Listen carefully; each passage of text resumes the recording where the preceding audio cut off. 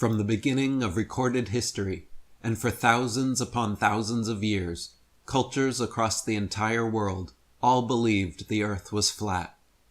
Their various cosmologies and cosmogonies differed in slight ways, but their overall geographies and astronomies were incredibly consistent and in fact virtually identical. The earth was a stationary plane, void of any motion or curvature, flat across its entire expanse, except of course for hills, mountains, and valleys. The North Pole was the magnetic monopole center point of flat Earth, with Polaris, the North Pole star, situated directly above. Polaris was the only motionless star in the heavens, with all the other constellations revolving perfect circles over the Earth every night. The stars were divided into two categories, known as the fixed stars and the wandering stars. The fixed stars were so called because they were observed then, as we can observe today, to stay fixed in their constellation patterns night after night, year after year, century after century, never changing their relative positions. The wandering stars, what are today referred to as planets, were so called because they were observed then, as we can observe today, to wander the heavens, taking their own unique spirograph-like patterns, making both forward and retrograde motions over and around the Earth during their cycles. The sun and moon were both of equal size, and they too revolved over and around the motionless Earth, as immortalized in the Chinese yin-yang symbol.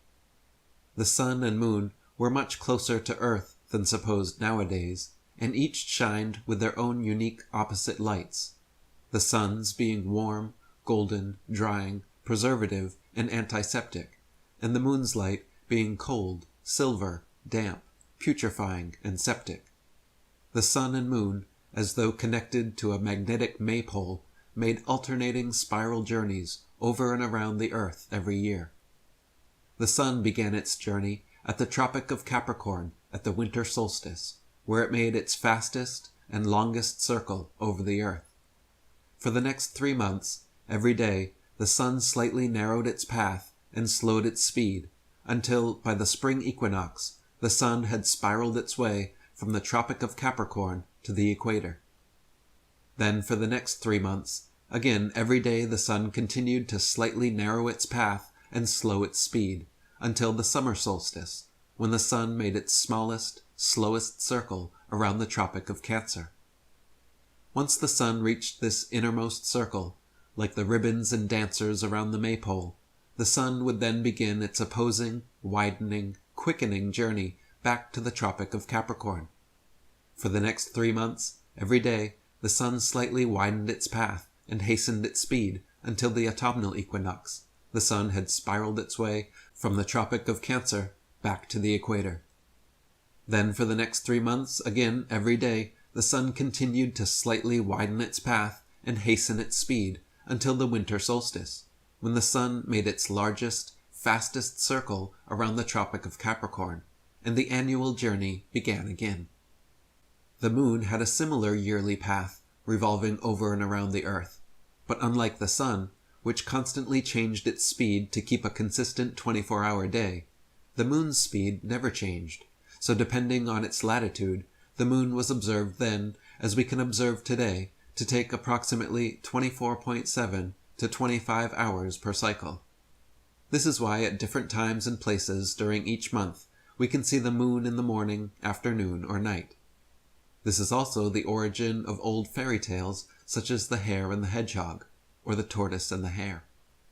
The hare, like the sun, begins the annual race full of energy, excitement, and ego, declaring himself the definite winner, and gets off to an immediate head start.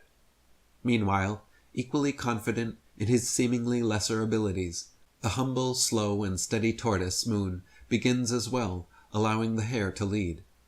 As the race carries on, the cocky hare tires and slows down, or takes a nap, at which point the tortoise overtakes him.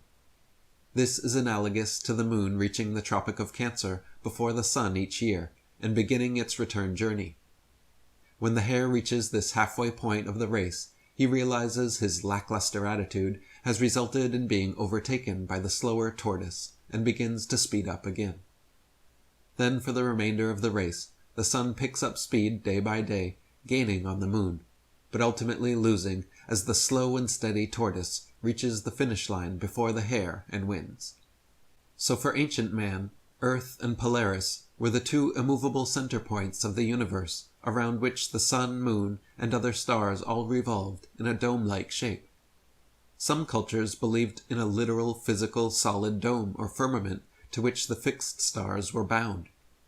Other cultures mythologized the axis mundi as the world tree, with Polaris at the center, and all the other constellations forming the branches. In these flat earth depictions, the North Pole occupied the center point, and south was all straight lines extending outwards from there.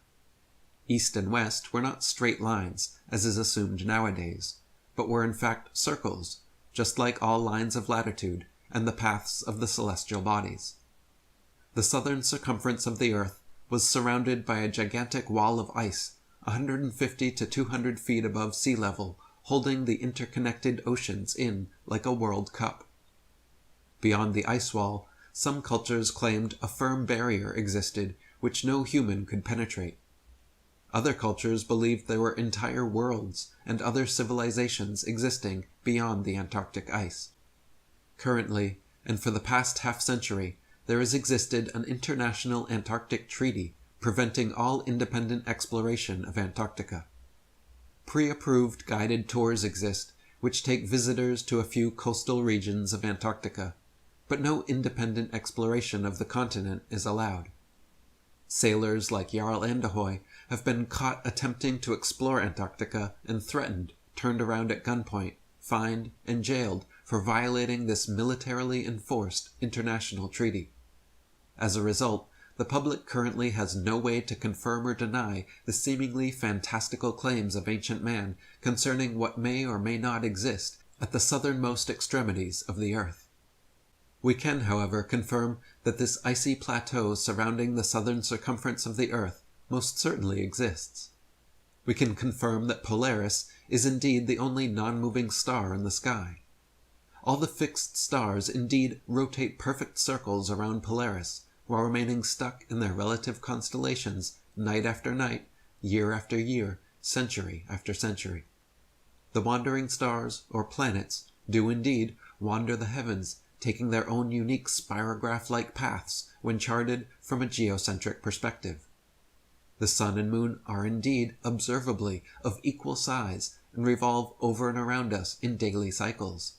Just as the ancients observed, the sun's annual path does indeed travel from the Tropic of Capricorn at the winter solstice to the equator at spring equinox, to the Tropic of Cancer at the summer solstice, back to the equator at autumnal equinox, and finally back to the Tropic of Capricorn at winter solstice. The sun's light is indeed warm, golden, drying, preservative, and antiseptic, while the moon's light is indeed cold, silver, damp, putrefying, and septic. A thermometer placed in the sun's light will always read warmer than a thermometer placed in the sun's shade, while a thermometer placed in the moon's light will always read cooler than a thermometer placed in the moon's shade. Plant and animal substances exposed to sunlight quickly dry, shrink, coagulate, and lose their tendency to decompose and putrefy, whereas plant and animal substances exposed to moonlight will quickly show symptoms of putrefaction and decay. Last but not least, just as the ancients espoused, the earth is observably motionless to all our senses, and the horizon remains perfectly flat as far as the eye can see. Not only does the horizon remain perfectly flat 360 degrees around the observer, but whether at sea level, the top of Mount Everest, 35,000 feet high in an airplane, or even at over 100,000 feet high, the highest any amateur hot air balloon has ever flown, the flat horizon actually rises to the eye level of the observer all the way up. On a globular Earth, no matter how large it is assumed to be, the horizon would remain where it was, and the rising observer would have to tilt his head downwards, further and further, the higher they rose, to see the steadily falling horizon. Many people will be shocked to know that to this day, every single scientific experiment ever devised to show the alleged motion of the earth has failed to do so, or given evidence of the opposite, that the earth is indeed motionless. And every attempt ever made to measure the alleged curvature of the earth has failed to do so, or given evidence of the opposite, that the earth is indeed flat. The first person in recorded history to ever claim that Earth was anything but the flat, motionless center of the universe was a Greek mathematician and philosopher named Pythagoras of Samos, around 500 BC. Interestingly enough, Pythagoras has also been touted by Freemasonic historians such as Albert Mackey, James Anderson, William Hutchinson, and William Preston as being the very first Freemason. Presented more as a thought experiment than a complete cosmology, Pythagoras posited that if Earth were a spherical globe turning on its vertical axis once per day while revolving annually around a stationary sun, this model could also equally explain the cyclical motions of the heavenly bodies. This heliocentric model was taught to initiates at Pythagoras's Crotona school, but never became popular or had an influence outside of Greece for another 2,000 years. A century later, another Greek mathematician and philosopher named Plato also espoused a spherical Earth cosmology, except he claimed the Earth globe to be the motionless center of the universe, with the sun, moon, and stars revolving around. His most famous student, Aristotle, also wrote about this geocentric globe-Earth cosmology in his book On the Heavens, offering 3 main points of evidence for his theory. Firstly, Aristotle noted that when sailing away from an observer on shore, ships approaching the horizon disappeared from view, hull before masthead, and he postulated that this occurrence was due to the curvature of the Earth. Aristotle argued that the hull disappeared first because beyond the horizon the globe Earth curved downwards, causing the hull and eventually the masthead and entire ship to drop below the curvature.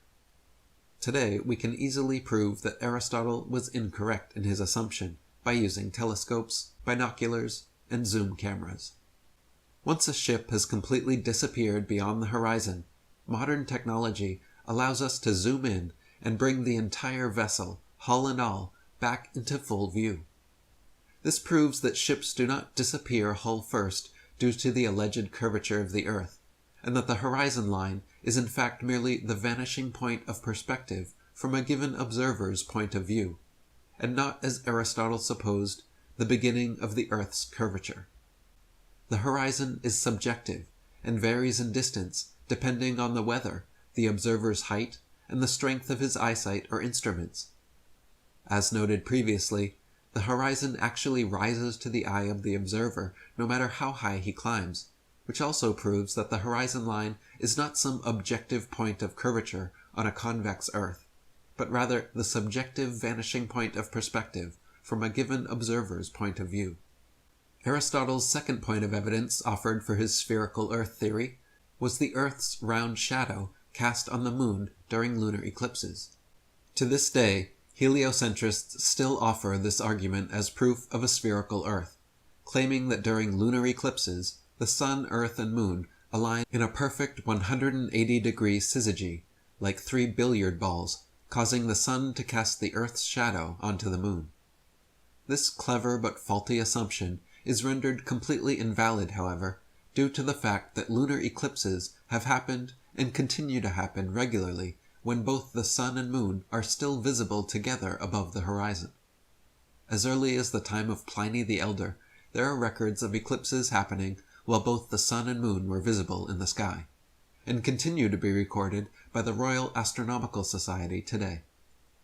Obviously, if the sun and moon are both observable simultaneously during an eclipse, then they are not aligned in a 180-degree syzygy, and it is therefore impossible that the sun could be casting the Earth's shadow on the moon, and some other explanation must be sought.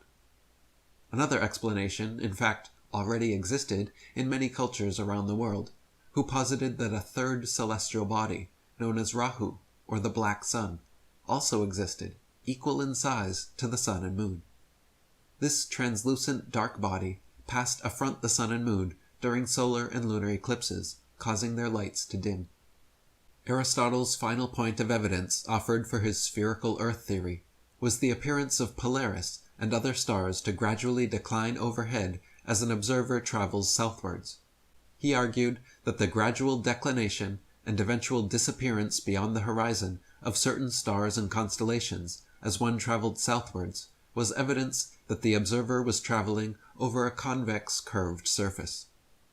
Similar to the ships disappearing over the horizon argument, Aristotle posited that the horizon line was the literal curvature of his spherical Earth, and the stars which declined and disappeared beyond it became invisible because a mass of curved Earth existed between them and the observer.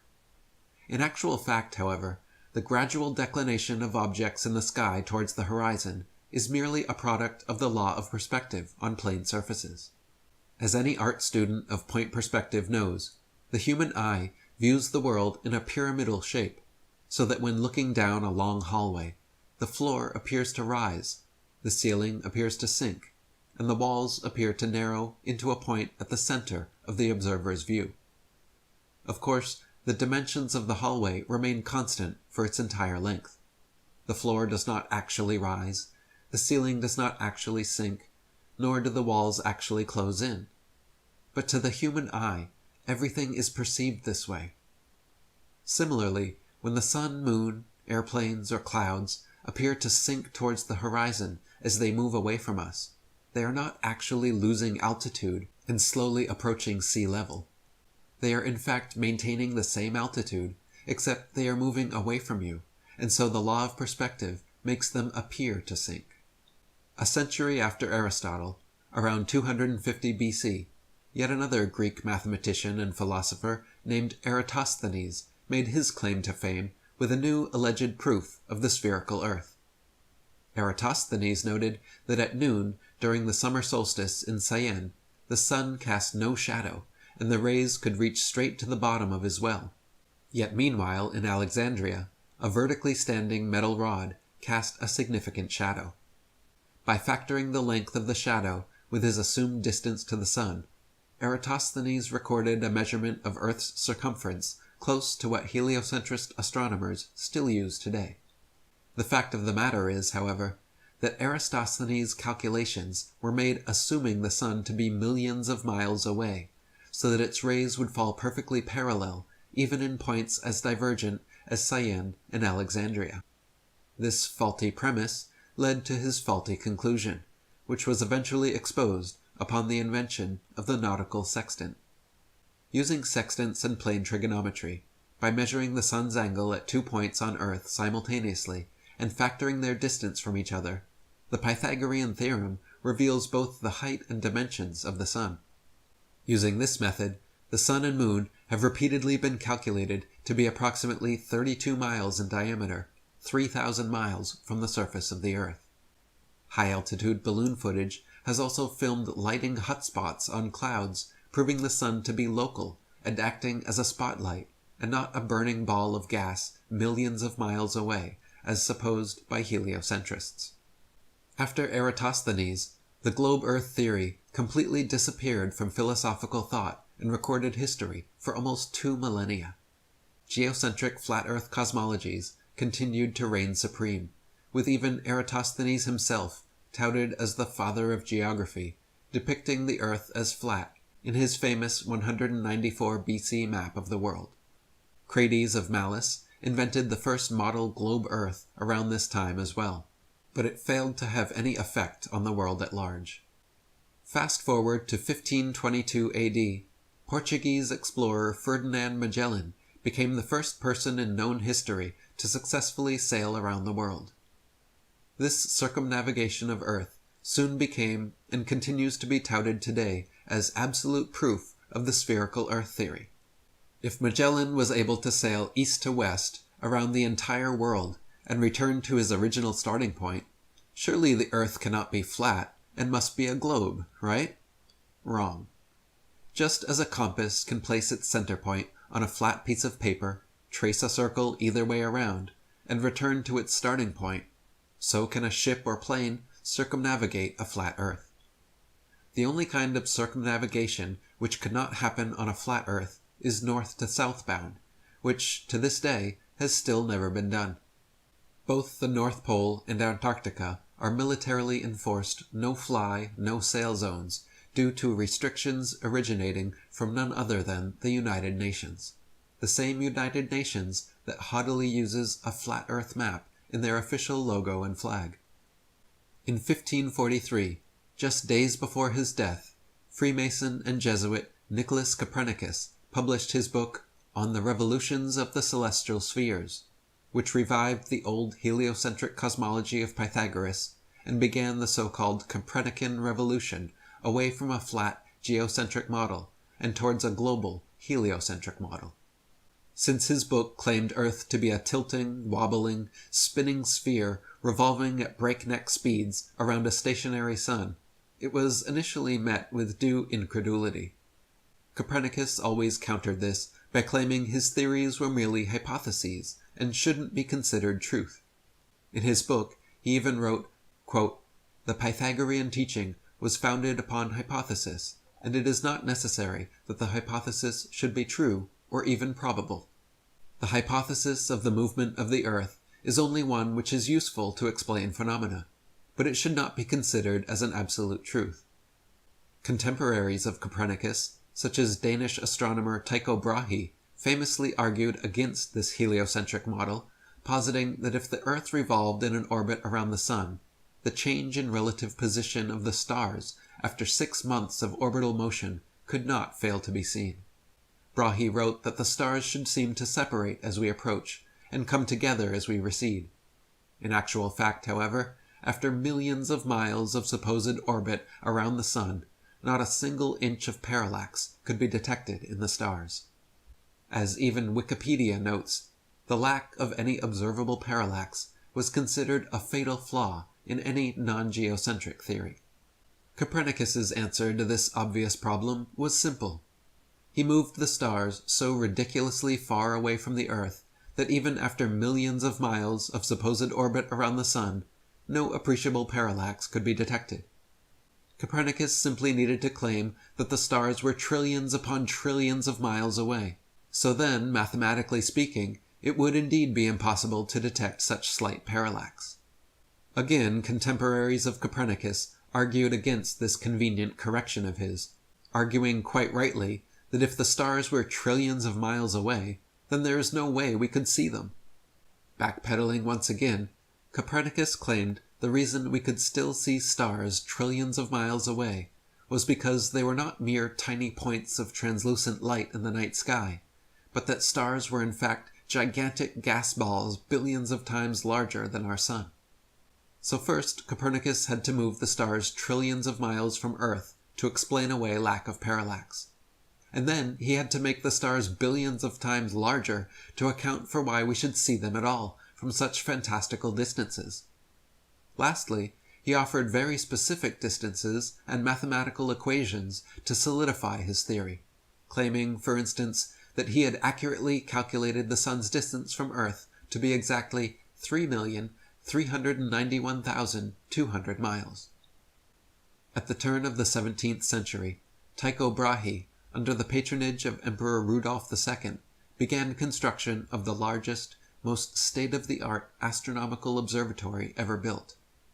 Upon hearing this, German astronomer and Freemason Johannes Kepler was determined to apprentice under Brahe.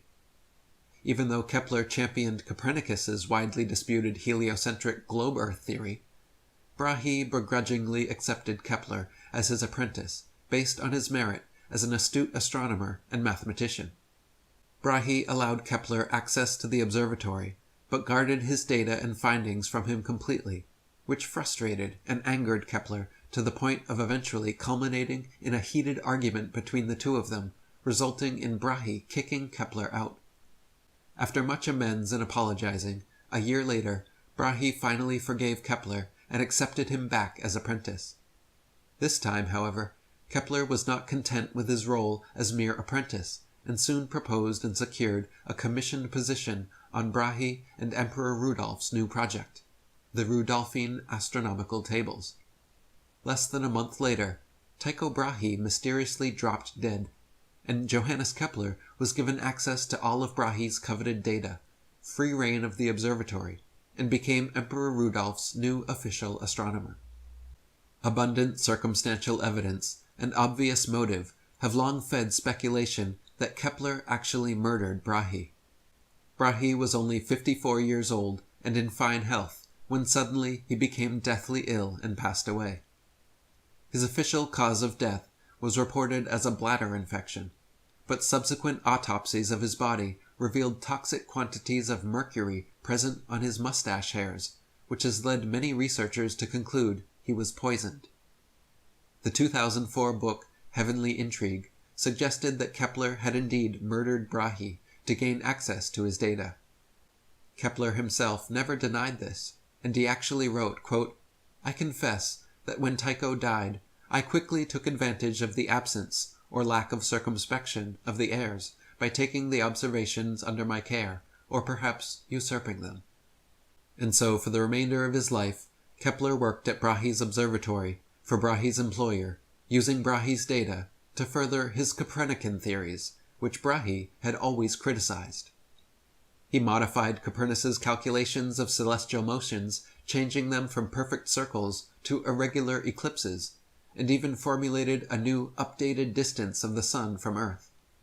While Copernicus had claimed positively the Sun to be 3,391,200 miles from Earth, Kepler assured the astronomical community that his new figure of 12,376,800 miles was the true distance. A few years later, in 1608, the first telescope was invented, and by 1609, the next champion of Copernicism, Italian astronomer, Freemason, and probable Jesuit Galileo Galilei, had purchased and built several of them.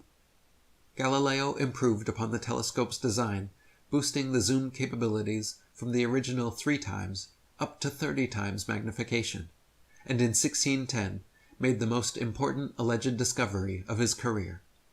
With his 30 times zoom telescope, Galileo claimed to have seen what he described as 3 fixed stars, totally invisible by their smallness, all close to Jupiter and lying on a straight line through it.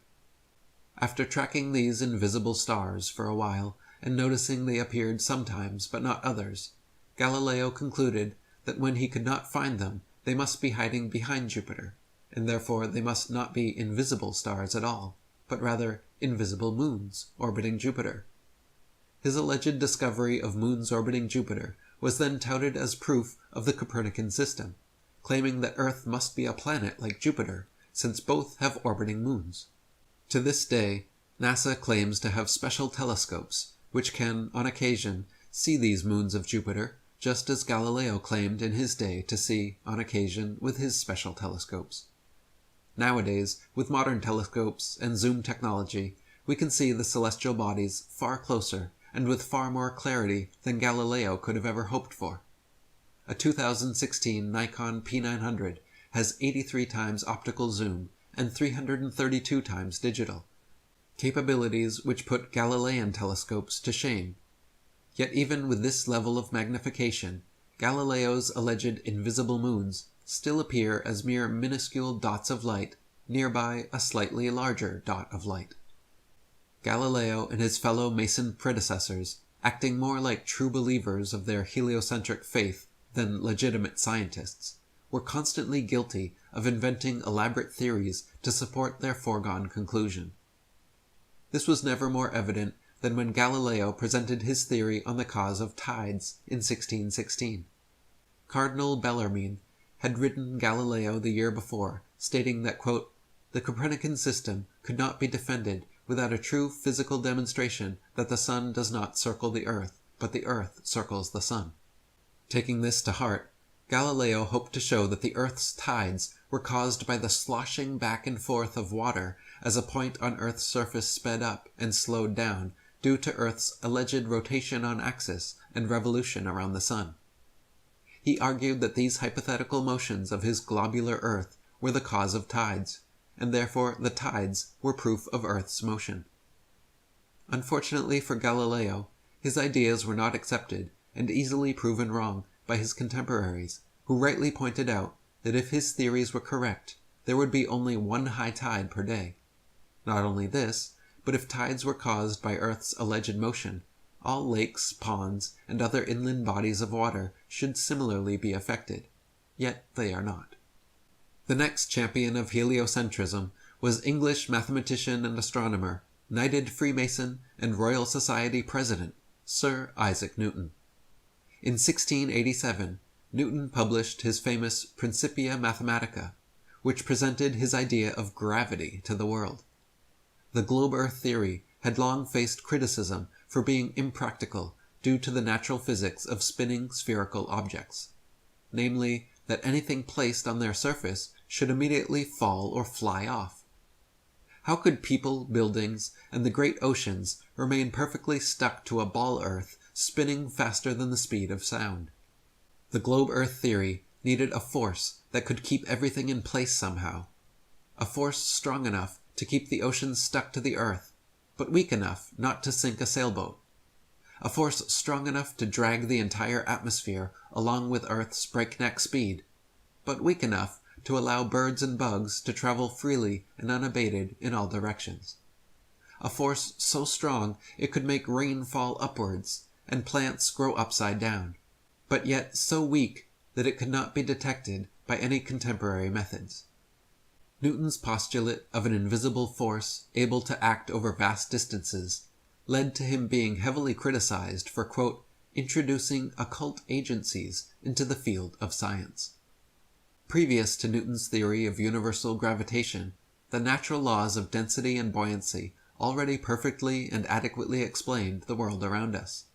For example, the reason a balloon filled with helium rises into the sky, while a balloon filled with air drops to the ground, is not because Newton's mystical pulling force has an aversion to helium, but rather simply because helium is lighter and less dense than the nitrogen, oxygen, and other elements which compose the air around it, so it floats up.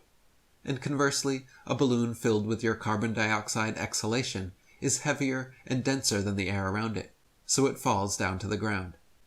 If you blow a dandelion seed out of your hands, a substance just barely heavier than the air, it will float away and slowly but eventually fall to the ground. If you drop an anvil from your hands, something much heavier than the air, it will quickly and directly fall straight to the ground.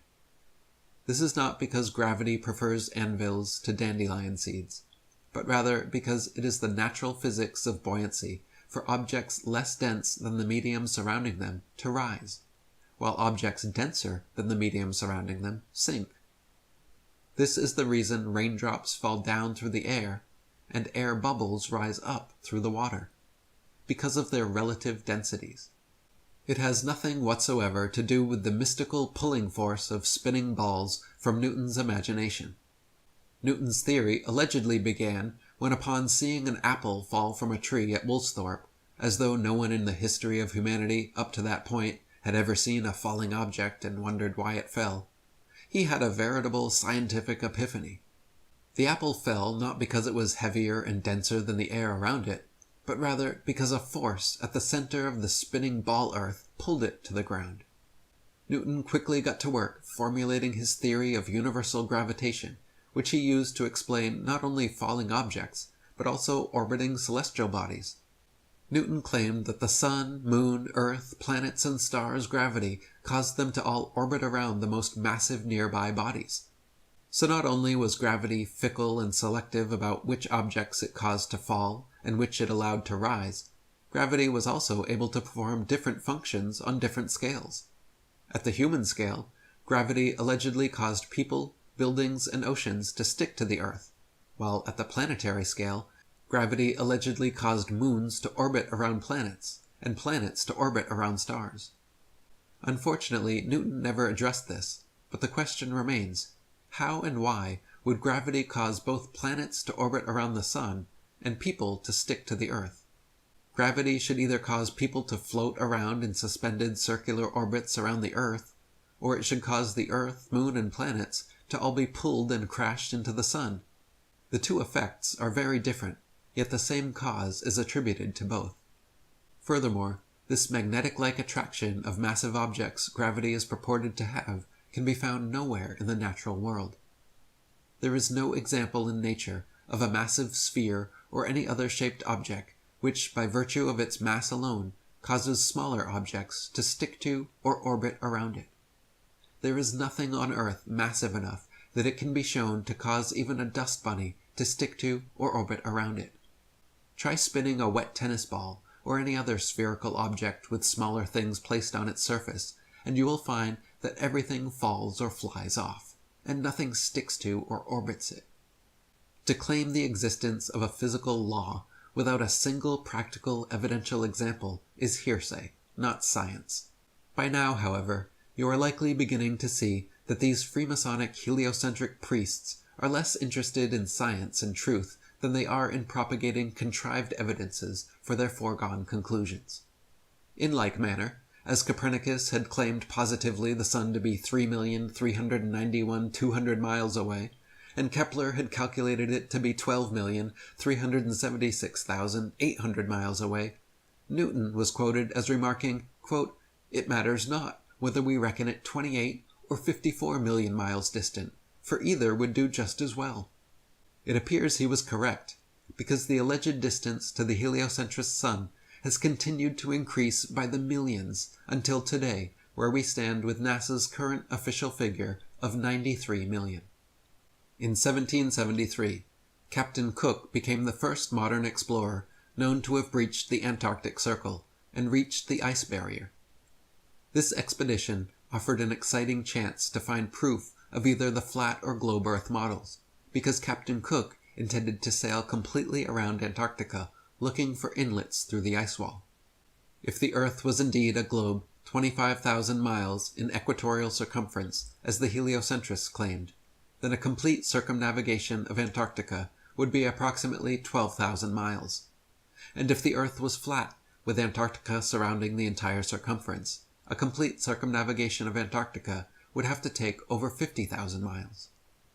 During 3 voyages, lasting 3 years and 8 days, Captain Cook and crew sailed a total of 60,000 miles along the Antarctic coastline, never once finding an inlet or path through or beyond the massive glacial wall.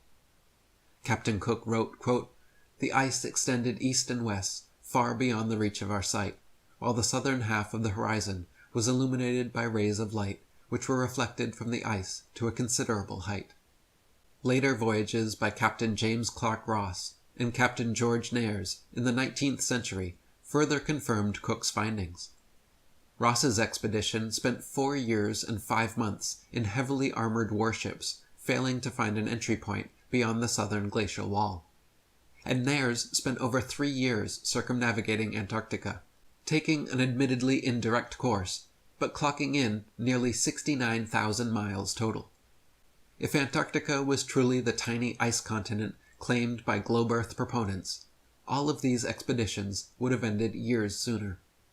In addition to this, many Antarctic explorers, including Captain James Clark Ross and Lieutenant Charles Wilkes, using globe Earth projection maps, wrote in their journals perplexed at how they routinely found themselves out of accordance with their charts, stating that they found themselves an average of 12 to 16 miles outside their reckoning every day, later on further south, increasing to as much as 29 miles per day. These huge discrepancies, experienced by explorers the further south traveled, are usually attributed to increasingly strong storms, winds, and currents. But if that were the case, they should have just as often found themselves ahead of their reckoning, which they never did. In 1783, the hot air balloon was invented, and for the first time in recorded history, people were able to float miles above the Earth's surface and see for themselves, once and for all, whether or not the Earth was flat or a globe. To many people's astonishment, as high as they rose, the horizon remained perfectly flat 360 degrees around them, and rose to the level of their eyes all the way up. J. Glaisher wrote in his Travels in the Air that, quote, "On looking over the top of the car, the horizon appeared to be on level with the eye, and taking a grand view of the whole visible area beneath, I was struck with its great regularity. All was dwarfed to one plane. It seemed too flat." M. Victor Emmanuel, another hot air balloonist, wrote that, quote, "Instead of the Earth declining from the view on either side, and the higher part being under the car, as is popularly supposed, it was the exact opposite. The lowest part, like a huge basin being immediately under the car, and the horizon on all sides rising to the level of the eye. As stated previously, this is only possible on a flat plane. It would be an entire century after Newton published his theories on gravitation before any scientific experiment was devised to attempt to prove its existence. In 1797, Henry Cavendish, the British scientist, Freemason, and wealthy grandson of the Duke of Devonshire, created an experiment which he claimed successfully proved the existence of gravity, measured its constant, and provided accurate figures for the exact masses of the Earth, Sun, Moon, and planets. How did Cavendish achieve this quantum leap for heliocentric pseudoscience? He fixed 2 large lead balls on opposite ends of a torsion balance and hung them from the roof of his shed. By watching and recording slight motions of the contraption via telescope through his shed window, so his mass would not affect the reading, Cavendish claimed to have proved gravity. 2 small lead balls were hung near the large ones, and any motion observed towards one another was touted as being the influence of gravity. Now, the Cavendish experiment has been widely criticized by the scientific community, because never in over 2 centuries since its creation has anyone been able to replicate it. Firstly, the balls simply do not always attract one another as they must for the so-called gravitational constant to be constant at all. Sometimes the torsion balance turns towards the balls, and sometimes away, as it is impossible not to give some slight tremulous motion when interacting with it. Henry even complained in his notes how often as he was performing the measurement, the contraption was still in oscillation. Secondly, since his calculated force of gravity was 10 to the 39th power weaker than the force of electromagnetism, from which all material objects are composed, there is no control for the experiment which can factor out and positively differentiate for the alleged gravitational force from the known stronger electromagnetic force.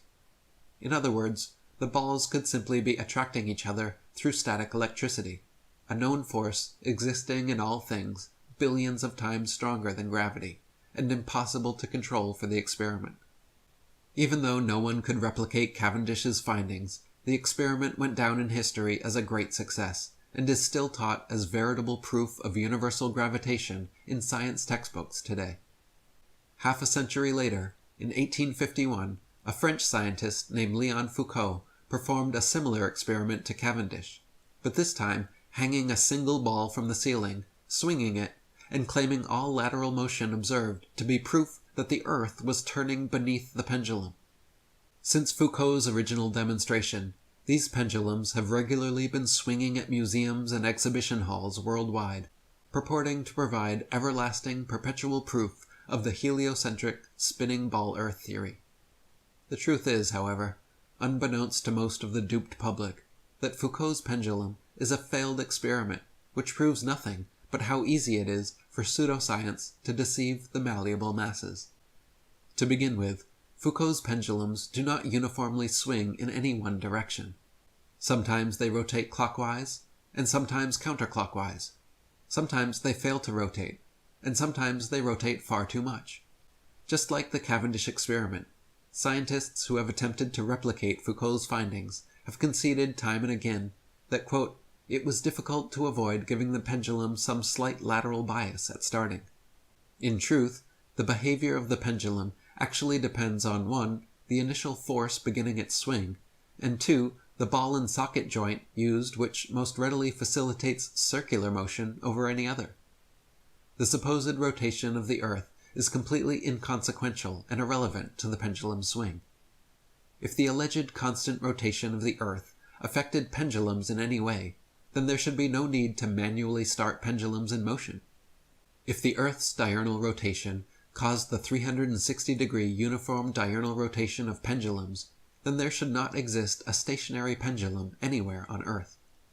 Also in the mid-19th century, another Frenchman named Gaspard Gustave Coriolis performed several experiments showing the effect of kinetic energy on rotating systems, which have ever since become mythologized as proof of the heliocentric theory.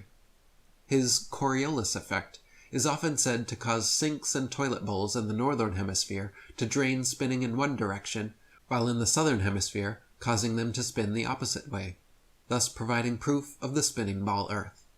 Once again, however, just like Foucault's swinging pendulums and Cavendish's hanging balls, sinks and toilets in the northern and southern hemisphere do not consistently spin in any one direction. Sinks and toilets in the very same household are often found to spin opposite directions, depending entirely upon the shape of the basin and the angle of the water's entry, and not the supposed rotation of the Earth. The Coriolis effect is also said to affect bullet trajectories and weather patterns as well, supposedly causing most storms in the northern hemisphere to rotate counterclockwise, and most storms in the southern hemisphere to rotate clockwise, to cause bullets from long-range guns to tend towards the right of the target in the northern hemisphere, and to the left in the southern hemisphere. Again, however, the same problems remain. Not every bullet and not every storm consistently displays the behavior, and therefore cannot reasonably be used as proof of anything. In the late 19th century, mostly thanks to the experiments, books, and lectures of an English inventor and author named Dr. Samuel Rowbotham, a flat Earth renaissance began sweeping the world. Rowbotham's findings, beginning with his 1864 book, Earth, Not a Globe, an experimental inquiry into the true figure of the Earth, proving it a plane, without axial or orbital motion, and the only material world in the universe, caused quite a stir in the scientific community, and thanks to 3 decades of his efforts, the shape of the Earth became a hot topic of debate around the turn of the 19th century. Dr. Rowbotham conducted several experiments using telescopes, spirit levels, and theodolites, special precision instruments used for measuring angles in horizontal or vertical planes. By positioning them at equal heights, aimed at each other successively, he proved over and over the Earth to be perfectly flat for miles without a single inch of curvature. In his most famous series of experiments, Rowbotham traveled to Cambridge, England, where there is a 20-mile canal called the Old Bedford, which passes in a straight line through the fenlands known as the Bedford Level. The water has no interruption from locks or water gates of any kind, and remains stationary, making it perfectly suitable for determining whether any amount of convexity or curvature actually exists. If we were living on a ball Earth, every pond, lake, marsh, canal, and other large body of standing water, each part would have to comprise a slight arc, or semicircle, curving downwards from the central summit. If the ball Earth were truly 25,000 miles in circumference, as claimed by heliocentrists, then spherical trigonometry dictates the surface of all standing water must curve downwards an easily measurable 8 inches per mile, multiplied by the square of the distance. This means along a 6-mile channel of standing water, the Earth would have to curve 16 feet 8 inches downwards from one end to the other, and or dip 6 feet on either end from the central peak, depending where the measurement is taken. Rowbotham tested first by standing in the water, holding a telescope 8 inches above the surface, while his partner rowed away from him in a small boat with a 5-foot-tall flag attached. If the Earth was indeed a globe 25,000 miles in circumference, by the time the boat reached Welney Bridge 6 miles away, the entire boat and flag should have been completely invisible, hidden behind a 6-foot-tall mass of curved water. In reality, however, every time tested, the entire boat and flag remained visible from start to finish. In a second experiment, Dr. Rowbotham placed 7 flags along the edge of the water, each 1 mile distant from the next, with their tops positioned 5 feet above the surface, and stood with his telescope behind the first. If the Earth was a globe 25,000 miles in circumference, each successive flag would have to decline a definite and determined amount below the last. The first and second flags established the line of sight.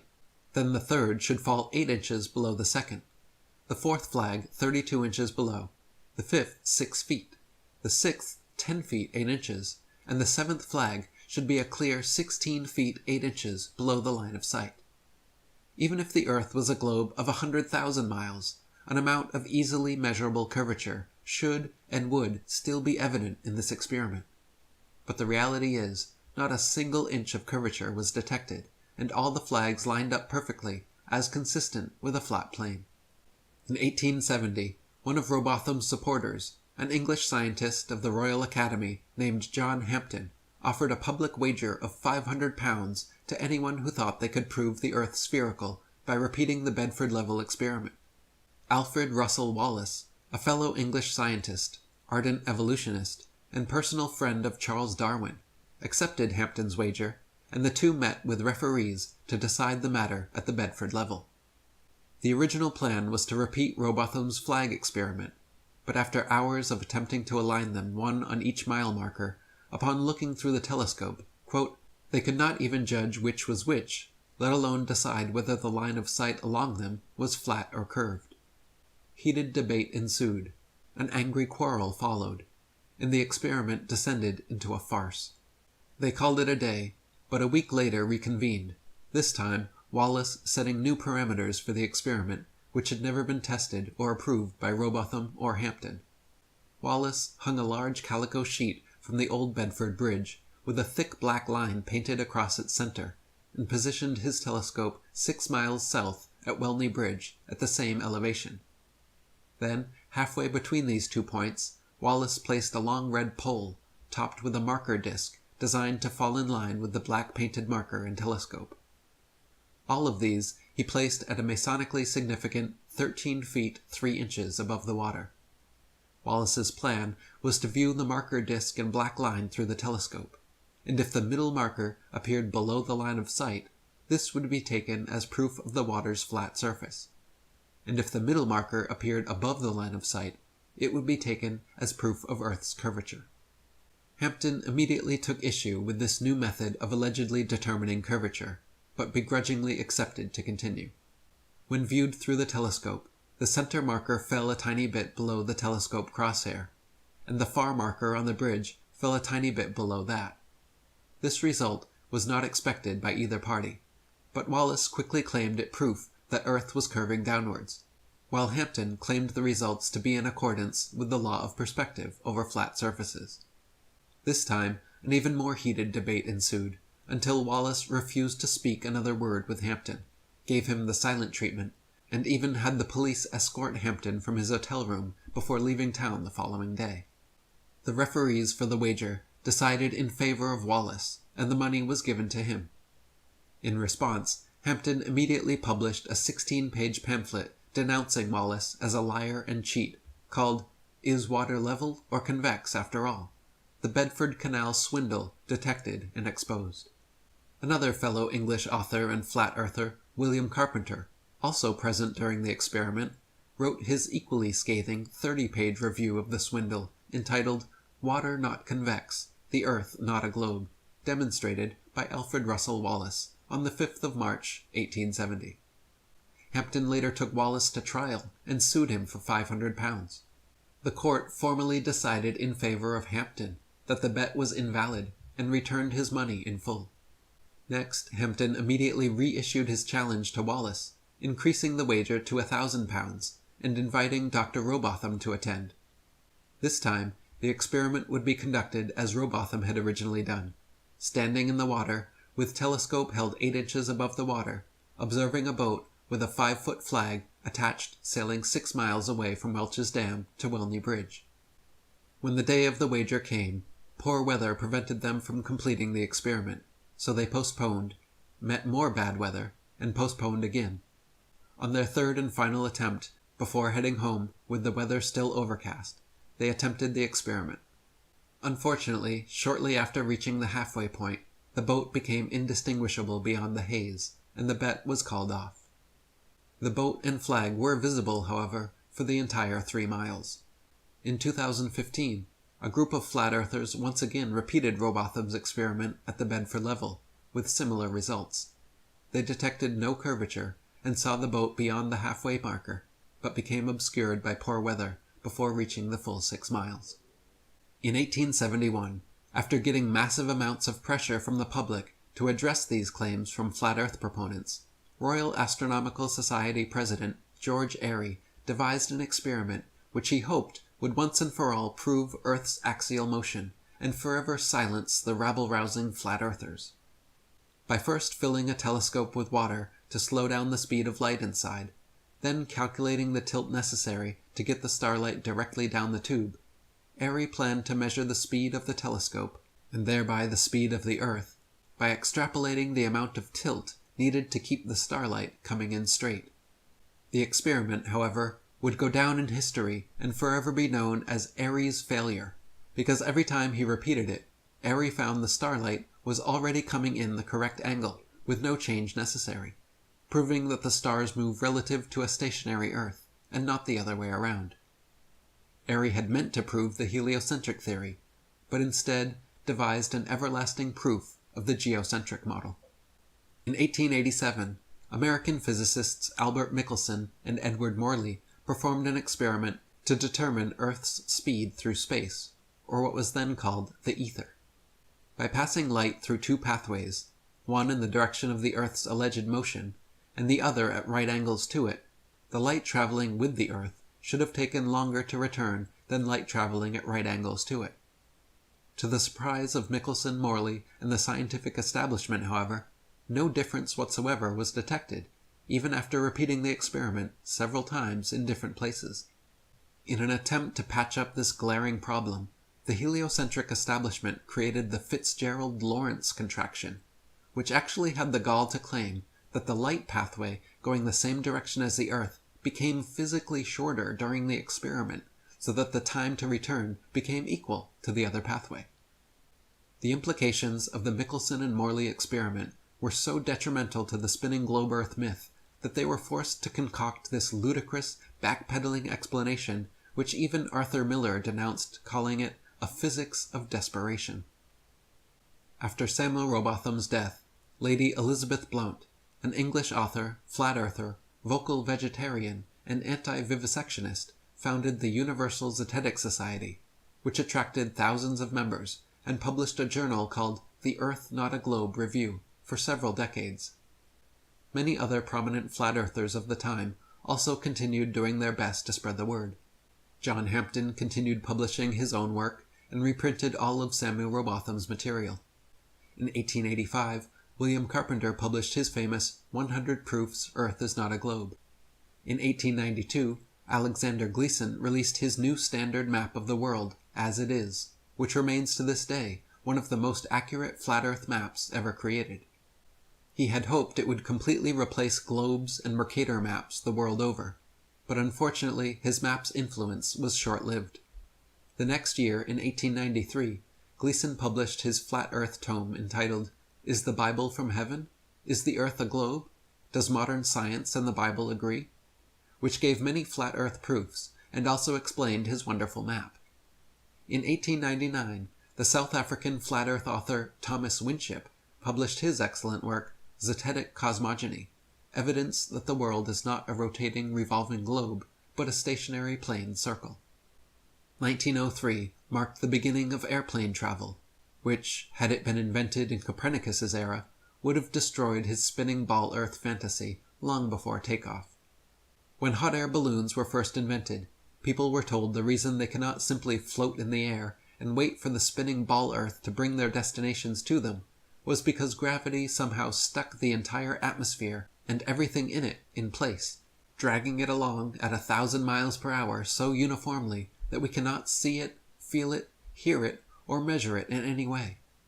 Once airplane technology evolved so that we could fly at comparable speeds to the Earth's supposed rotation, however, it became immediately apparent that the Earth and its atmosphere could not be constantly rotating 1,000 miles per hour west to east. Simply put, if the Earth were constantly spinning eastwards 1,000 miles per hour, then airplane flight durations going eastwards versus westwards would be significantly different. If the average commercial airliner travels 500 miles per hour, it follows that westbound equatorial flights should reach their destination at approximately 3 times the speed as their eastbound return flights.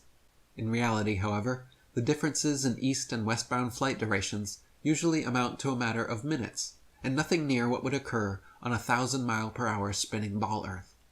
For example, flights eastward with the alleged spin of the ball Earth from Tokyo to LA take an average of 10.5 hours. Therefore, the return flights westward against the alleged spin should take an average of 5.25 hours, but in actual fact take an average of 11.5 hours.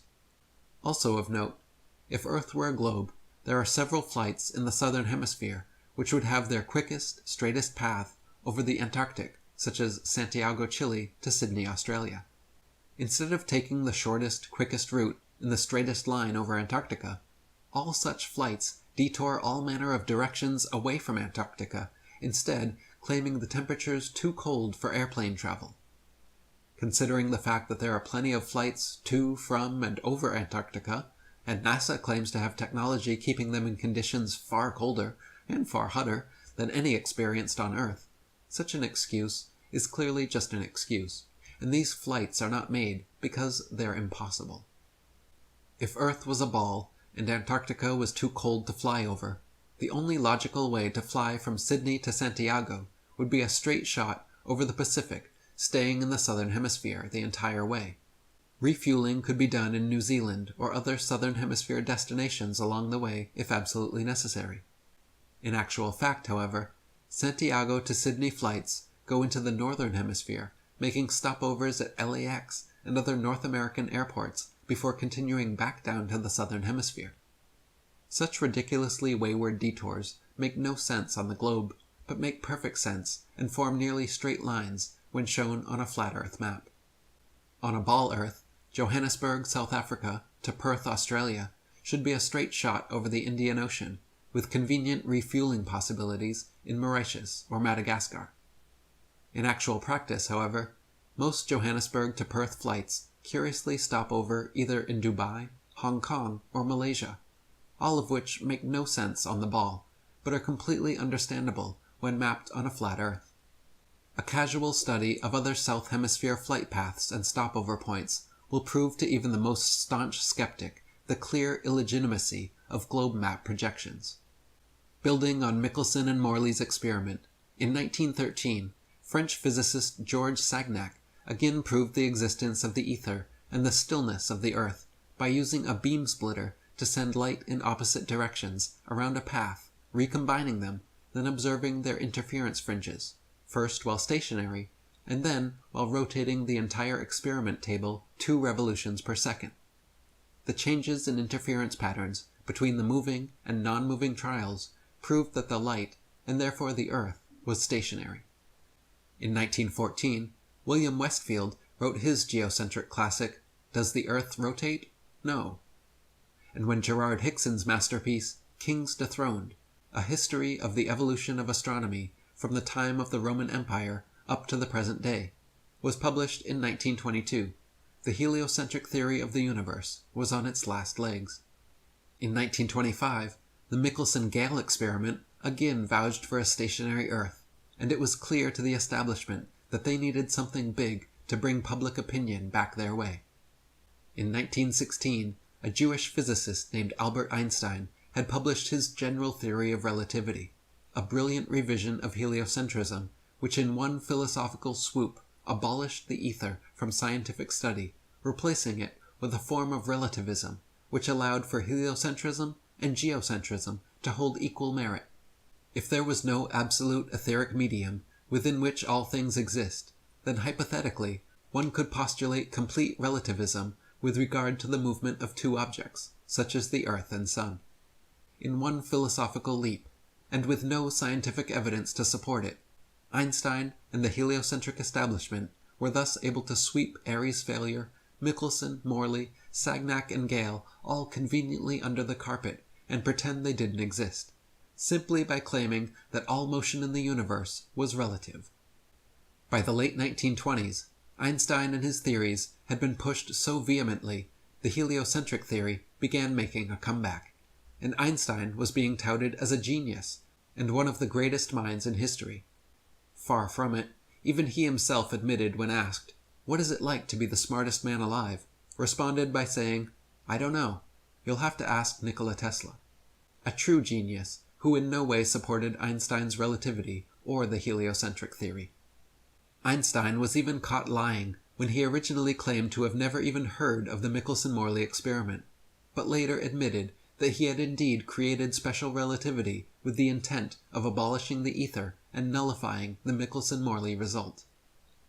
By the 1930s, an eccentric Christian flat-earther named Wilbur Glenn Voliva was attracting widespread publicity around the world thanks to his American lecture tours and daily radio broadcasts from his personal station, which could be heard all the way to Australia. Voliva famously founded and built Zion City in Illinois, a town of 6,500 people, all of whom were Christian flat earthers. Zion City even had its own schools and churches, which taught flat earth cosmology. In the spirit of Robotham and Hampton, throughout his life, Voliva offered an open-ended wager of $5,000 to anyone who thought they could disprove the flat earth. Until his death in 1942, there were no takers. After the Second World War, Operation Paperclip brought hundreds of top German rocket scientists and physicists into the United States, and beginning in the late 50s, employed them in NASA, the National Aeronautics and Space Administration. Meanwhile, the Russian space program was also forming, and a so-called space race between America and Russia ensued. The geostationary communications satellite was first imagined in 1945, proposed by Freemason science fiction writer Arthur C. Clarke, and supposedly became science fact just over a decade later. In 1957, Russia allegedly launched the first satellite, named Sputnik, into low Earth orbit, followed in 1958 by America's Explorer 1. Nowadays, there are supposedly upwards of 20,000 such satellites constantly orbiting the Earth. They are allegedly floating around in the thermosphere, where temperatures are claimed to be upwards of 4,530 degrees Fahrenheit. The metals used in satellites, however, such as aluminum, gold, and titanium, have melting points of 1,221, 1,948, and 3,034 degrees, respectively, all far lower than they could possibly handle. People often even claim to see satellites with their naked eyes, but this is ridiculous, considering they are smaller than a bus and allegedly over 100 miles away. It is impossible to see anything so small that far away. Even using telescopes, no one claims to discern the shape of satellites, but rather describes seeing passing moving lights, which could easily be any number of things, from airplanes to drones to shooting stars or other unidentified flying objects. The fact that they are geostationary means they would not appear to move through the sky anyway, but rather be perpetually stuck in the exact same place all day, every day. So-called satellite phones have been found to have reception problems in countries like Kazakhstan with very few cell phone towers. If the Earth were a ball with 20,000 plus satellites surrounding, such blackouts should not regularly occur in any rural countryside or deep ocean areas. Also, satellite TV dishes, which existed for years before satellites were supposedly invented, are almost always positioned at 45-degree angles towards the nearest ground-based repeater tower. If TV antennae were actually picking up signals from satellites over 100 miles away in space, most TV dishes should be pointing more or less straight up to the sky. The fact that satellite dishes are never pointing straight up and almost always positioned at a 45-degree angle proves they are picking up ground-based tower signals. Before satellites, radio, and television, navigation systems like LORAN and Decca were already well established and worked fine using only ground-based technologies. Nowadays, huge fiber-optic cables connect the internet across oceans. Gigantic cell towers triangulate GPS signals, and ionospheric propagation allows radio waves to be bounced all without the aid of the science fiction bestseller known as satellites. Also in the late 50s, a sign maker from Dover, England, named Samuel Shenton, in the spirit of Robotham and Lady Blunt's Zetetic Society, created IFERS, the International Flat Earth Research Society, and began giving lectures on television, in newspapers, to youth clubs and schools about our flat, motionless Earth. Shenton discovered the writings of the late 19th century flat Earth authors mentioned previously, and made it his mission to spread the Zetetic message as far and wide as he could. With NASA's supposed satellite launches happening, people constantly questioned Shenton about satellites proving the globe Earth, to which he would always reply, "Does sailing around the Isle of Wight prove it is spherical?" When NASA claimed to have put the first man in space, Shenton said from the beginning that it was all photo and video trickery. When John Glenn supposedly orbited the world in 1963, Shenton even sent him a free IFERS membership with a personal message saying, "Okay, wise guy." Shenton knew that John Glenn, two-time U.S. Senator, and one of NASA's first astronauts, was a lying Freemason, just like his heliocentric forefathers, from Pythagoras to Copernicus, Kepler to Cavendish, along with most all of NASA's astronauts. Buzz Aldrin Jr. is an admitted, ring-wearing, hand-sign-flashing 33rd-degree Mason from Montclair Lodge No. 144 in New Jersey. Edgar Mitchell is an Order of Demolay Mason at Artesta Lodge No. 29 in New Mexico. James Irwin was a Tejon Lodge No. 104 member in Colorado Springs. Don Eisel was a member of the Luther B. Turner Lodge No. 732 in Ohio. Gordon Cooper was a Master Mason in Carbondale Lodge No. 82 in Colorado. Virgil Grissom was a Master Mason from Mitchell Lodge No. 228 in Indiana. Walter Schira Jr. was a 33rd degree Mason at Canaveral Lodge No. 339 in Florida. Thomas Stafford is a Mason at Western Star Lodge No. 138 in Oklahoma. Paul Weitz is from Lawrence Lodge No. 708 in Pennsylvania. C. Fred Kleinecht, the head of NASA during the Apollo program, shortly thereafter actually became Sovereign Grand Commander of the Council of the 33rd Degree of the ancient and accepted Scottish Rite of Freemasonry of the Southern Jurisdiction. NASA astronauts Neil Armstrong, Alan Shepard, William Pogue, Vance Brand, and Anthony England all had fathers who were Freemasons as well. The amount of astronauts known to be Freemasons or from Freemasonic families is astonishing. It is likely that more astronauts and people of key importance in NASA are affiliated with the Brotherhood as well, but not so open about their membership. For there to be this many Masons, members of the world's largest and oldest secret society, involved with the promotion and propagation of this globalist heliocentric doctrine from its outset to modern times, should raise some serious suspicion. Before the first Apollo mission ever even cleared the launch pad, 11 NASA astronauts died in highly suspicious accidents. Gus Grissom, Roger Chaffee, and Ed White were all cremated together in an Apollo capsule fire during a completely unnecessary and dangerous test where they were strapped down and locked into a 100% oxygen chamber which incinerated the three of them to death in seconds. 7 other astronauts, Ted Freeman, Charles Bassett, Elliot See., Russell Rogers, Clifton Williams, Michael Adams, and Robert Lawrence died in 6 separate airplane crashes, and Ed Givens in a car crash. 8 of these deaths were in 1967 alone.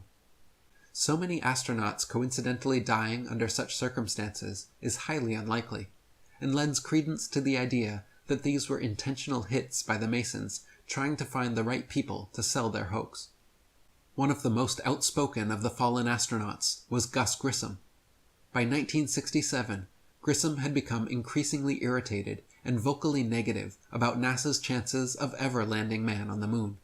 He stated the odds were, quote, pretty slim, and famously hung a lemon on the Apollo capsule after it repeatedly failed safety testing procedures.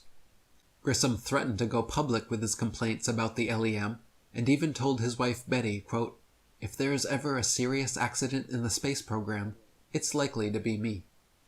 Right after his murder, government agents raided Grissom's house before anyone had been informed about the fire or his death. They removed all his personal papers and his diary, never to be returned. From 1969 to 1972, the Freemasons at NASA claimed to have landed 6 of their Apollo missions on the moon.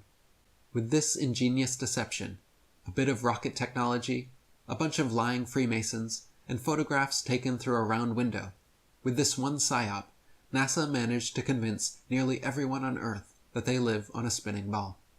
However, in the documentary A Funny Thing Happened on the Way to the Moon, you can watch official leaked NASA footage showing Apollo 11 astronauts Buzz Aldrin, Neil Armstrong, and Michael Collins for almost an hour using transparencies and camera tricks to fake shots of around Earth. They communicate over audio with control in Houston about how to accurately stage the shot, and someone keeps prompting them on how to effectively manipulate the camera to achieve the desired effect. First, they blacked out all the windows, except for a downward-facing circular one, which they aimed the camera towards from several feet away. This created the illusion of a ball-shaped Earth surrounded by the blackness of space, when in fact it was simply a round window in their dark cabin. Neil Armstrong claimed at this point to be 130,000 miles from Earth, halfway to the moon. But when camera tricks were finished, the viewer could see for themselves the astronauts were not more than a couple dozen miles above the Earth's surface, flying in a high-altitude plane. These images, showing a globular world, soon became the Freemasons' most valuable tool in altering public perception about the shape of the Earth. Since the original so-called blue marble image, NASA has provided the public with many more pictures and videos showing a globe Earth, touting veritable photographic proof that Pythagoras' 2,500-year-old theory was finally validated. When seen with a skeptical eye, however, professional photo analysts have dissected several NASA images of the ball Earth and found undeniable proof of computer editing. For example, images of the Earth allegedly taken from the moon have proven to be copied and pasted in, as evidenced by rectangular cuts found in the black background around the Earth by adjusting brightness and contrast levels. If they were truly on the moon and Earth was truly a ball, there would be no need to fake such pictures. When NASA's images of the ball Earth are compared with one another, the coloration of the land and oceans, and the relative size of the continents are consistently so drastically different from one another as to prove beyond any reasonable doubt that the pictures are all fake. NASA has many alleged photographs of the ball Earth which show several exact copy and pasted duplicate cloud patterns. Cheeky graphics artists have even placed things like faces, dragons, and the word sex into cloud patterns over various ball Earth pictures. One recent Pluto picture clearly has a picture of Disney's Pluto the dog layered into the background. On a clear afternoon, during a waxing or waning moon cycle, it is possible to see the blue sky right through the moon. For centuries, stars and planets have often been seen and recorded even by the Royal Astronomical Society to have been seen through the moon. If the moon is translucent enough to see objects through it, it cannot be the solid, spherical planetoid claimed by NASA and modern astronomers. Samuel Shenton, president of IFERS, was quoted before the Apollo's supposed moon landings, stating that, quote, "Stars have been seen through the moon. The astronauts had better be ready to come right back, because there isn't anything much to land on." Besides Shenton, many of the first people to unequivocally call out the NASA moon landings as being a staged hoax were professional photographers. When the official NASA photographs of the moon are closely examined, it is clear that many were taken inside a studio using repetitive backdrops, artificial lighting, wires, and cranes. Award-winning British photographer David Percy, photo analyst and historian Jack White, photographer and Nexus magazine publisher Marcus Allen, and many others all put their professional reputations on the line to expose NASA's so-called photographic evidence. None of the Apollo missions brought any extra studio lighting with them on the lunar lander, so the sun should be the only light source on the moon, and in all pictures taken there. In that case, the light should only come from one direction, and all shadows should be cast in the opposite direction. However, in dozens of official NASA photos, there are shadows being cast in up to 3 directions simultaneously, often at up to 90-degree angles, which can only be the result of multiple light sources not present on the moon. Several pictures even show overhead spotlights reflecting in astronauts' helmets, and multiple lens flares originating from 2 or more light sources. Analyzing several images from the 6 missions shows repeated background features, the exact same hills, dunes, and craters being used over and over again in supposedly different places on the moon, as well as visible foreground and backdrop lines indicative of a studio set. In images from Apollo 11, Buzz Aldrin can be seen wearing different color gloves and different length boots in pictures that were supposedly taken within minutes of each other. If Buzz was really in the vacuum of space in a pressurized spacesuit, he certainly would not have had the time or reason to depressurize and repressurize his suit just to make such fashion adjustments. Some pictures show the lunar rover with no tracks anywhere around it. Others show rover tracks all over the foreground while it is yet to be unpacked and unloaded. A couple pictures even show what appear to be sneakers and a lady's heel tracks on the moon, in addition to the astronauts' boot prints. Another glaring mistake is that none of NASA's images or videos show stars in the background as they should, just complete blackness. likely because exact star maps, as they should appear from the moon, would be nearly impossible to fake. The testimony of different astronauts on different missions, in their autobiographies and interviews, just muddies the water even more, some of them bragging about the, quote, astonishingly brilliant light of the stars, and others saying they, quote, don't remember seeing a single star while on the moon. Such inconsistencies, and the fact that none of NASA's moon pictures feature stars or planets in their appropriate positions, should raise a red flag that these astronauts were not on the moon. Many pictures of the sun on the moon are clearly spotlights and not the sun. Some images show studio lighting lens flares or studio lighting reflecting off a black background. One image clearly shows a shadow on the ceiling of space as the lunar lander lifts off. Many images show shadows of reticule crosshairs suspended in air over a print underneath, proving them to be doctored and not originals as claimed. Images of the lunar lander, supposedly on the moon, shows a pathetic 1969 attempt at creating high-tech futuristic-looking equipment using what appears to be construction paper, gold foil, scotch tape, and metal shower rods. The idea that the piece of junk shown in these official NASA photographs flew to the moon and back is so ludicrous it's laughable. Close-ups of the lunar lander footpads show them without a speck of dust on them, and without a burn print under the 10,000-pound thrusters, like it was just gently set down in place. NASA scientists in their own documents were worried about the LEM falling into its own massive burn radius, yet there it sits, with no burn print and spotless clean pads. Even the astronauts' boot prints made deep impressions in the moon dust, yet the lander's 10,000-pound thrusters left not a trace, no blast hole, and no dust on the pads. When the video evidence is examined, even more anomalies are found. In certain frames, light pings can be seen reflecting off overhead stage wires attached to astronauts' backpacks. In one Apollo 16 clip, an astronaut falls to his knees and is quickly jerked back up to his feet by what can only be an unseen wire hoisting him straight upwards. One of the more obvious video anomalies is how several Apollo missions show American flags flapping around in the non-existent space wind.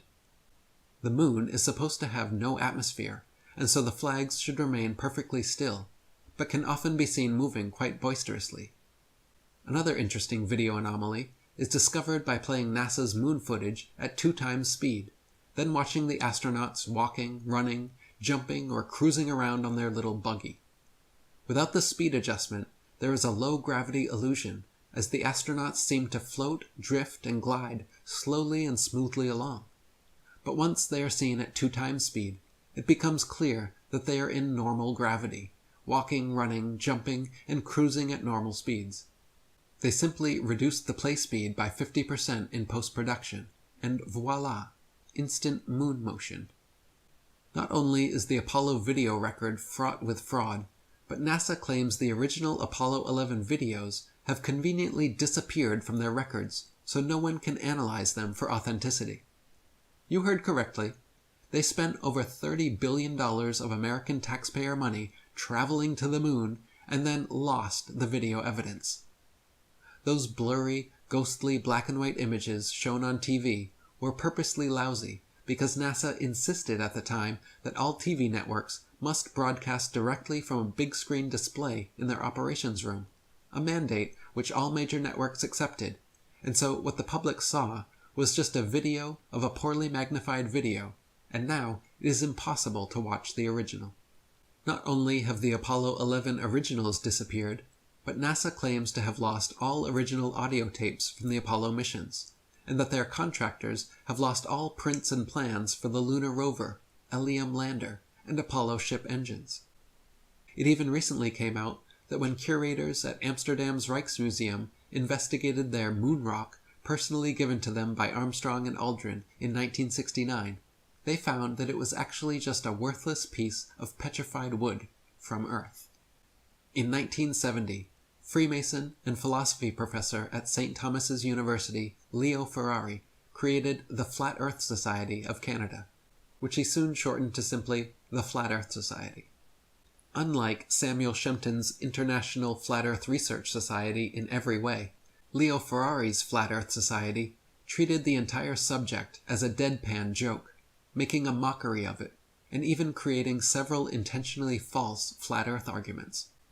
For example, Leo Ferrari would always bring a pumpkin-sized rock with him during interviews and lectures, claiming he brought the stone back from the edge of our flat Earth. He would say with a huge smirk on his face how his boat had fallen over the edge, but he was luckily saved by hanging onto this rock. Clearly, treating our flat Earth in this tongue-in-cheek way discouraged people from taking the matter seriously, and creating this fake Flat Earth Society was the Freemasons' way of mitigating Shenton's Eifer's genuine threat to their global deception. In 1971, Samuel Shenton passed away, and the American former airplane mechanic Charles K. Johnson took his place as president of Eifer's.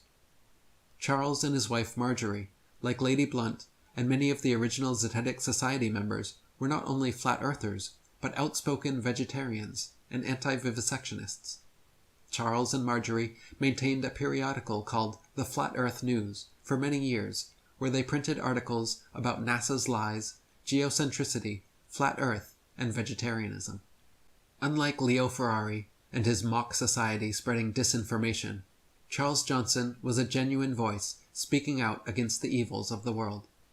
In 1974, when Johnson heard of Ferrari's budding organization, he decided to contact him and wrote a cordial letter requesting further information about his society, to which Ferrari never replied. 2 years later, Johnson wrote another polite letter saying how he was, quote, delighted by the prospect of a like-minded campaigner, and said how it was a very happy day when he learned of Ferrari's society. I feel sure at the core we can't be too far apart in aims, Johnson wrote. I do try to practice what I preach, to think and seek and search out reasonable ideas and concepts. He closed saying that he could hardly wait to hear from Ferrari and hoped very much he would please reply.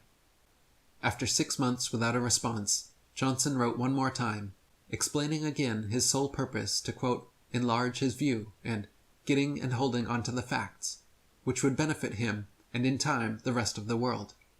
He requested a reply and a copy of Ferrari's FES magazine. In conclusion, Johnson signed, "Thanks from the bottom of my heart," in advance, but warned that if Ferrari insisted on ignoring him once again, quote, "I will then know for sure that you are some kind of enemy of the flat earth work." Eventually, Ferrari did reply this time, but not with a message or magazine as requested. He simply enclosed an FES paid application form. Johnson investigated Ferrari's organization further and found that he was using, quote, the flat earth idea as a gimmick to entertain and promote the atheistic society. From then on, Johnson worked hard to expand his Eifers and constantly, for the rest of his life, exposed Ferrari's FES, calling him a false prophet, guilty of muddying the waters of truth. Near the end of his life, tragically, Johnson's house burned down, along with all the flat earth materials he and Shenton had collected over their lifetimes. Until his dying day, Johnson claimed the fire to be the result of arson by a NASA agent he had seen snooping around. Apparently finished with their moon landing propaganda, starting in 1976, NASA began faking Mars landings instead. To begin with, the planets formerly known as wandering stars are not terrestrial Earth-like habitations capable of landing anything on. The sun, moon, and stars are all simply luminaries, celestial lights relatively close to Earth, and not something tangibly solid that humans could ever walk on. This is painfully obvious to anyone with functioning eyeballs and a telescope or Nikon P900 camera. But NASA continues to this day to publish thousands of fake CGI images claiming to come from Mars. Even assuming Mars was an actual spherical desert planet, as NASA claims, it is impossible for them to have safely landed the probes based on their own trials and statistics. They say the surface pressure on Mars is only 0.3% the surface pressure on Earth, and equivalent to the pressure at about 23 miles above Earth. There's not enough air matter at that pressure, however, to provide any lift for opening and billowing out the parachutes that NASA uses to land its Mars probes. No parachute ever devised has been able to successfully deploy at that altitude. They simply stream straight back then never fill the rest of the way down. Joe Kittinger's record highest, fastest, and longest parachute dive from the Earth's upper atmosphere had him free-falling from only 19 miles high for 15 minutes at 767 miles per hour, and his drogue chute proved useless and offered no deceleration.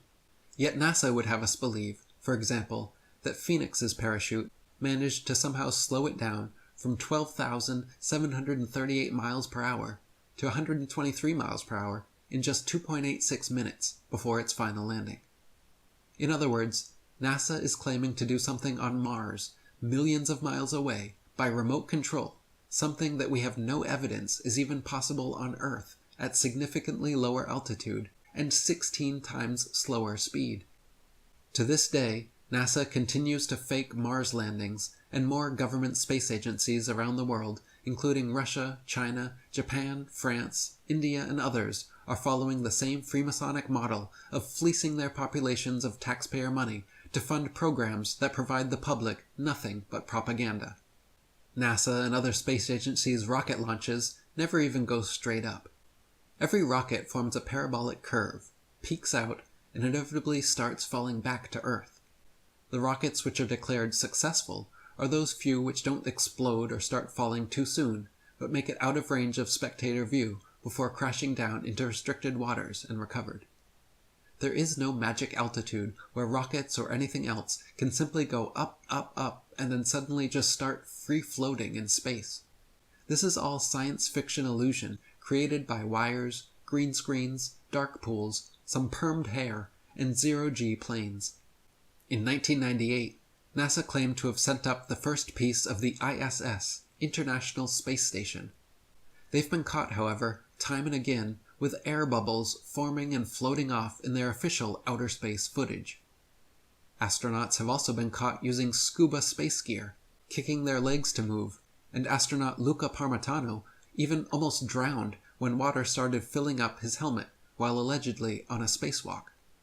It is admitted that astronauts train for their spacewalks in underwater training facilities like NASA's Neutral Buoyancy Lab. But what is obvious from their space bubbles and other blunders is that all official spacewalk footage is also fake and filmed underwater. Analysis of many interior videos from the International Space Station have shown the use of camera tricks, such as green screens, harnesses, and even wildly permed hair to achieve a zero-gravity type effect. Footage of the astronauts seemingly floating in the zero-gravity of their space station is indistinguishable from Vomit Comet zero-G airplane footage.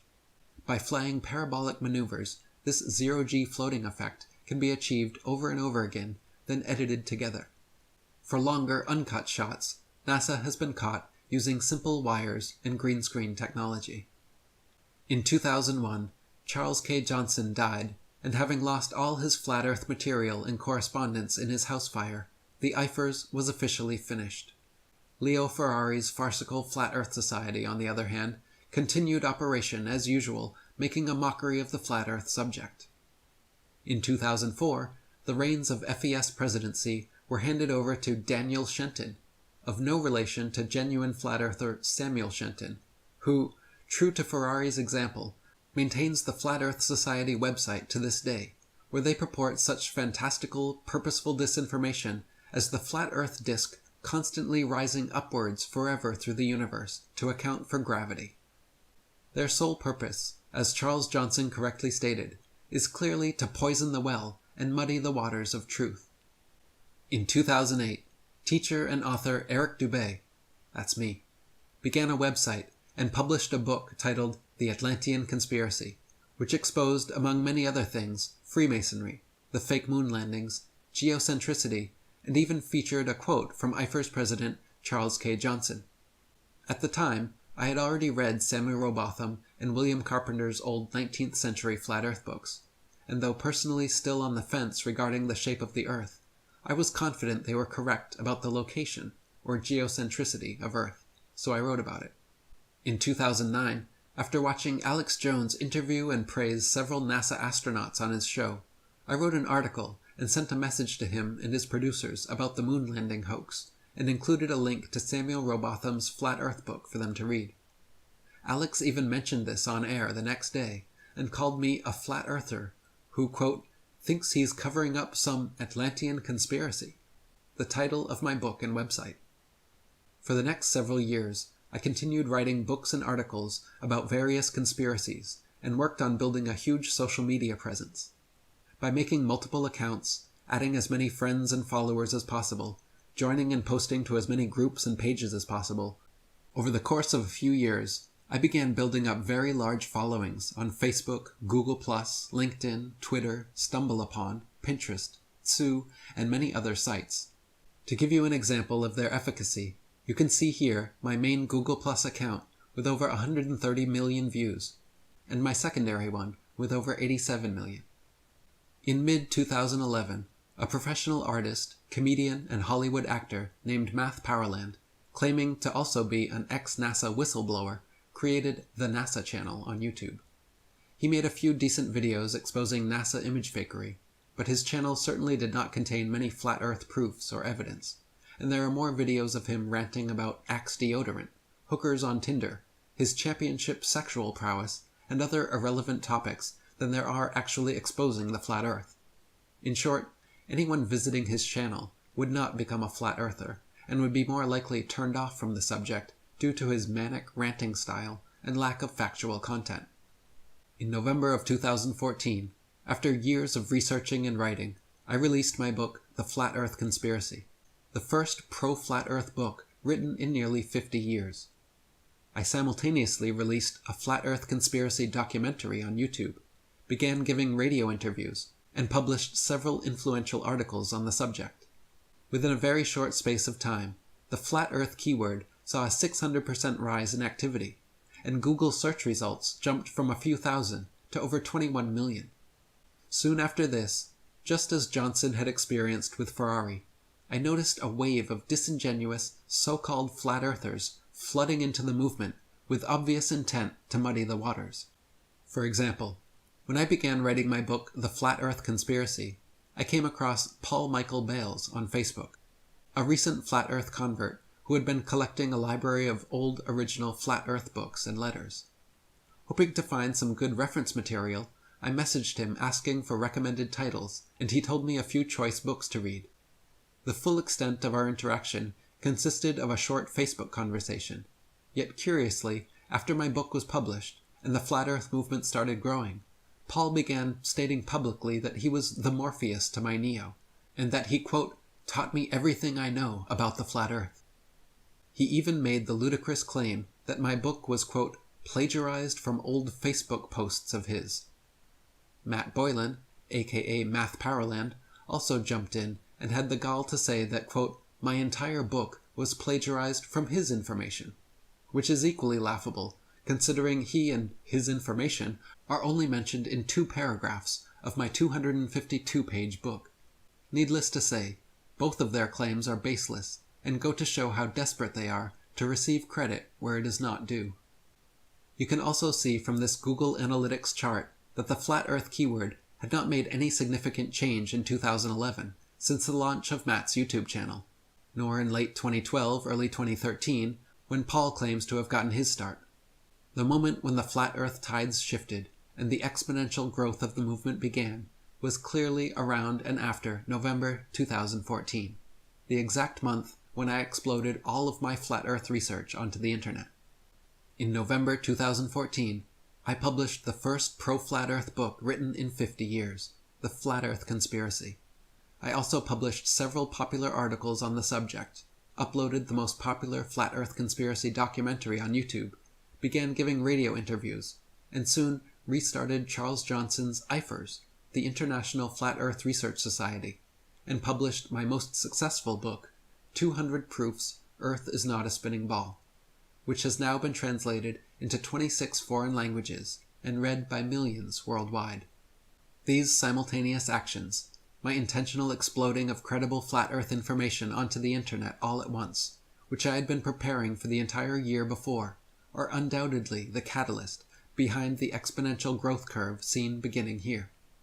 Later on, around March 2015, recent flat earth convert Mark Sargent came out of nowhere, began uploading new flat earth videos every day, uploading new interviews several times per week, got offered his own radio show, started being heralded by many as the King of Flat Earth, and credited with starting the modern Flat Earth revival.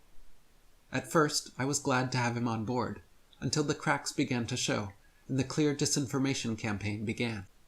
Mark claimed the moon and stars were holographic projections, maintained by alleged dome builders, who keep us inside a Truman Show enclosed structure, among much other nonsense.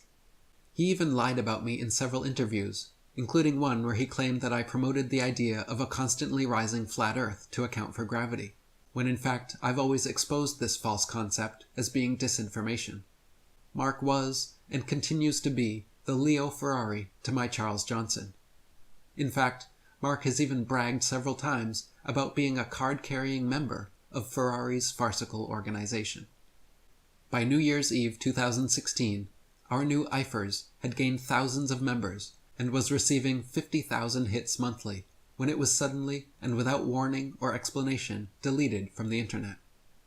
As the administrators and myself quickly worked on salvaging our material and creating a new site, the obvious parallels to Johnson losing everything in his NASA agent-initiated house fire were noteworthy. Around the same time, 2 disingenuous Flat Earth channels issued 2 fraudulent copyright strikes against me, which I managed to overturn by filing legal counterclaims against them. YouTube itself also began a program of regularly unsubscribing old subscribers of mine and lowering view counts of popular videos. Shortly after that, Facebook also decided to jump on the Eric Dubé censorship bandwagon by deleting my account, all my pages, and giving my Atlantean conspiracy group directly over to a team of Freemason shills who still administrate it to this day, filling the group with nothing but death threats to me, pictures of Masonic goats, and ridiculous, belittling memes. After re-registering for new accounts and accumulating my friends lists again, Facebook has now deleted 2 more profiles, and I'm currently on my 4th, still trying my best to spread the word. In 2016, the movement continued to grow, with many more genuine flat earthers taking up the reins and exposing the truth online, as well as many more disingenuous shills continuing to poison the well with misinformation. The new IFERS began thriving, with more monthly visitors than ever before. Many new Flat Earth YouTube channels began creating and mirroring excellent content. Now, in 2020, I am truly pleased with the rapid growth of this wonderful Flat Earth movement, and encourage everyone to please help speak out, share this book, and spread the good word, as we look forward to a future where humanity is finally free from this grandest of all deceptions.